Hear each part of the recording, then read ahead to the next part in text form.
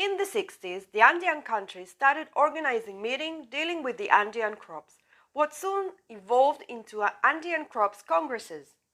Although those meetings were titled as international, only a few researchers from overseas were involved, and the congresses were in fact regional and in Spanish. A summary of those meetings is the book from 1979, which can be translated as Quinoa and Quinoa Andean Crops. It brought together all the knowledge at the time, but was never translated to other languages, so discussion about quinoa was still mainly local. 10 years later, in 1989, the National Academy of Science in the US commissioned this new book, only this time it was in English and distributed everywhere. The title intended to draw attention to a series of crops little known outside of the Andes, with great potential for international expansion. Quinoa was already under the spotlight and starting to grow in popularity as a nutritious and organic food. Quinoa finally drew the international interest. An agency like the FAO, the Canadian, French and Danish Corporation became more actively involved in quinoa research and development.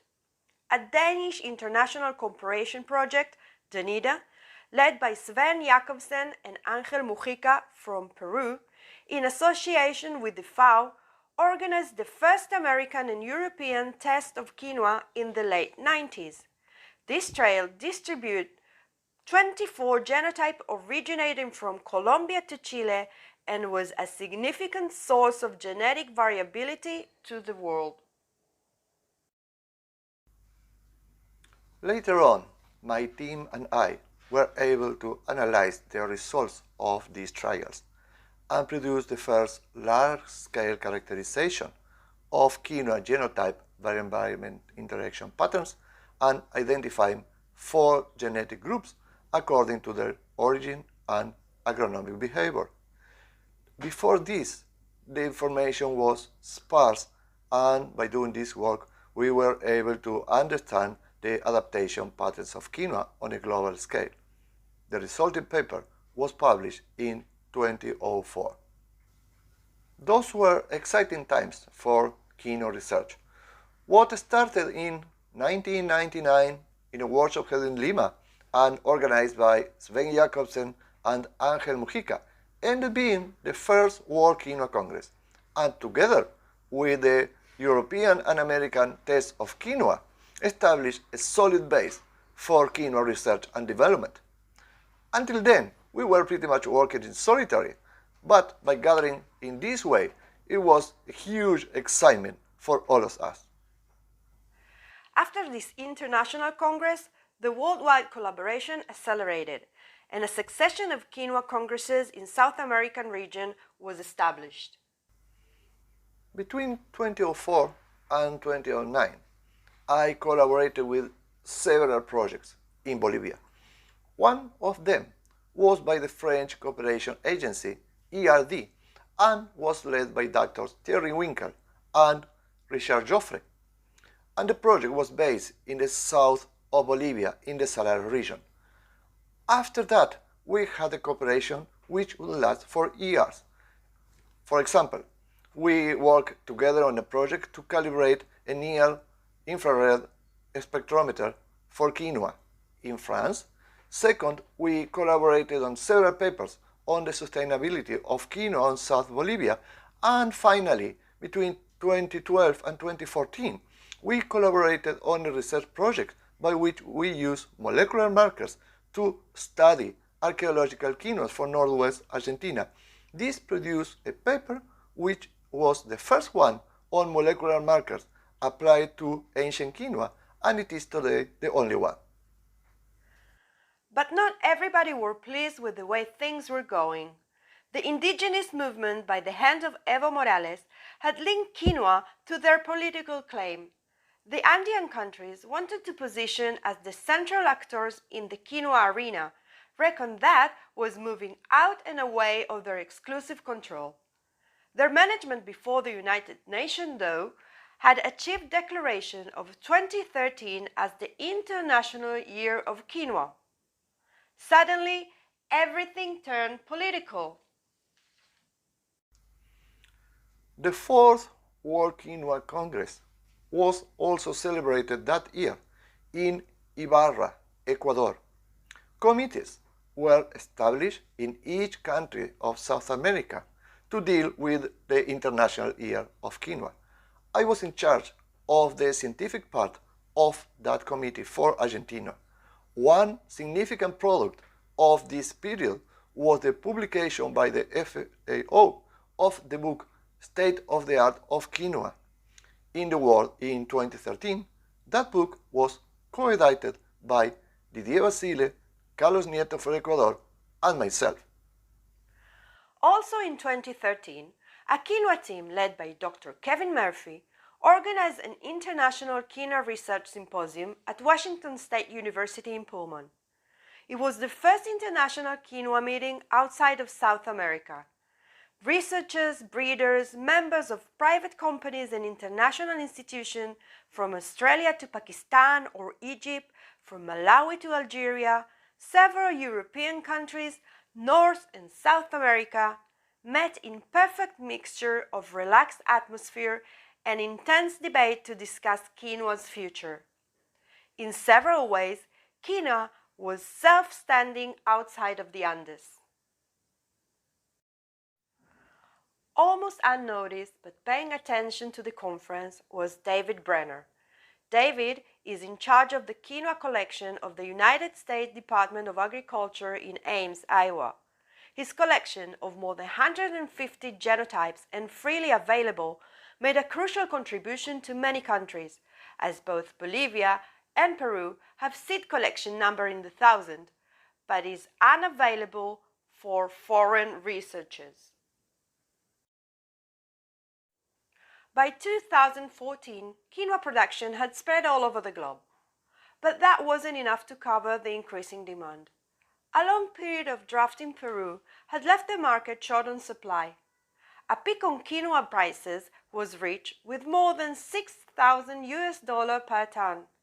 Although it was soon retracted to previous values, it was clear indication on how much quinoa prices depended on variation of Andean production. An article published in The Economist suggested the idea that domestic production in developed countries needed to increase in order to become independent of those variations. The technological package to do this in North America and Europe was ripe for it, and that produced a fast replacement of Andean quinoa for local ones. Almost unnoticed to the international quinoa community, quinoa was being evaluated intensively in the Middle East.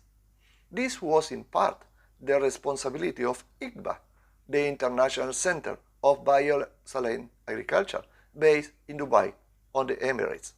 This institution organized a quinoa meeting in 2016, at which attended people from the Muslim countries, the classics researcher for quinoa, and, to a good surprise, for the first time, researchers and businessmen from China attended the event.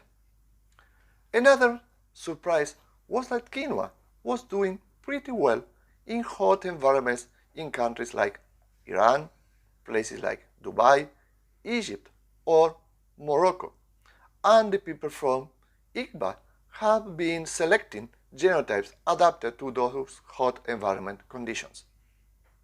Dr. Jeff Megan and Rick Jelen, leaders of a team at Brigham Young University in Utah, were also making a significant contribution for quinoa genetics.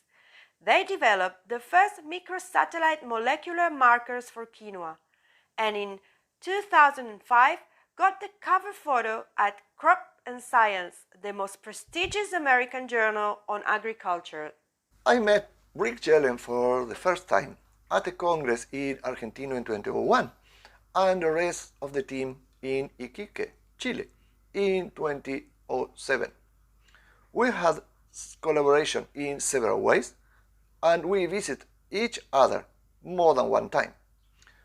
Some products of this collaboration was a book chapter on quinoa genetics and physiology published in 2013, and we also participated on a book chapter related to quinoa domestication and related species in North and South America. That book is called The Quinoa Genome and was published this year. In 2017, the Australian Mark Tester and his group at Chaos University in Saudi Arabia were the first to publish the quinoa genome in the journal Nature. This information offered genomic tools and a significant aid to quinoa breeding and research. Before meeting him in person, the research by Mark Tester and my personal life were somehow connected. Some years before, I have found a quinoa wild plant in my family farm in my hometown, and those seeds reached Mark Tester lab and was used for the quinoa nature paper on the quinoa genome. We met personally in Dubai in 2016. We started a collaboration, which is still going on the basis from the genetics and the physiology of quinoa tolerance to heat. In 2017, Rick Jelen, David Jarvis from Saudi Arabia, Ramiro Curti, and me did a very long trip of 7,500 kilometers through Argentina looking for quinoa wild ancestor. That material is the most important collection of quinoa wild ancestor and is used today for researching some alternative sources of heat tolerance for quinoa. Nowadays, we can joyfully say that quinoa is consistently spreading all over the globe. Its popularity is increasing year by year, with trials executed in all climates and environments. Quinoa had gained more and more producer over the last 20 years as new commercial quinoa cultivars were released in France, Austria, Israel, Morocco, Australia, Brazil, Chile, Argentina, and recently China. All over the globe, people are getting to know this mother grain and just love it.